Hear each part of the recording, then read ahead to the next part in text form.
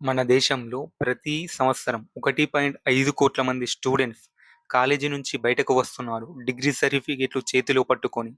కానీ job market ఏమడుగుతుంది? Skills, practical knowledge, real problems solve చేసే సామర్థ్యం.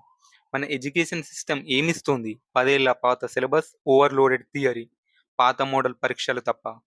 ఇంజినీరింగ్ చదివిన 80% మంది జాబ్ కోసం సిద్ధంగా లేరు అని national association of software and service companies report చెప్తోంది. అంటే 4 ఏళ్ల టైం, రూ. 1,00,000 ఫీజు అంతా వేస్ట్ అనే కదా! అమెరికాలో స్టూడెంట్స్ ఫైనల్ ఇయర్‌కి రాగానే real time projects, startups patent చేస్తుంటాడు. మన దగ్గర ఫైనల్ ఇయర్‌లో మాస్టర్ డిగ్రీకి ఏ కోచింగ్‌కి వెళ్ళాలి, గేట్, క్యాట్ దేనికి ప్రిపేర్ అవ్వాలి అని ప్లాన్ చేస్తారు. ప్రతి సంవత్సరం కోట్ల రూపాయలు ప్రభుత్వ బడ్జెట్‌గా వెళ్తాయి. కానీ అవుట్‌పుట్ ఏది? ఇండియా వర్క్‌ఫోర్స్‌లో 90% మంది అనార్గనైజ్డ్ సెక్టార్‌లో, అంటే స్కిల్ లేకపోవడం వల్ల లో పే జాబ్స్‌కి పరిమితమవుతున్నారు.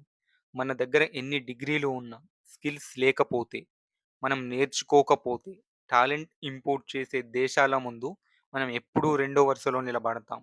ఎందుకంటే టెక్నాలజీ క్రియేటర్స్ మాత్రమే ప్రపంచ నాయకులుగా అవుతారు.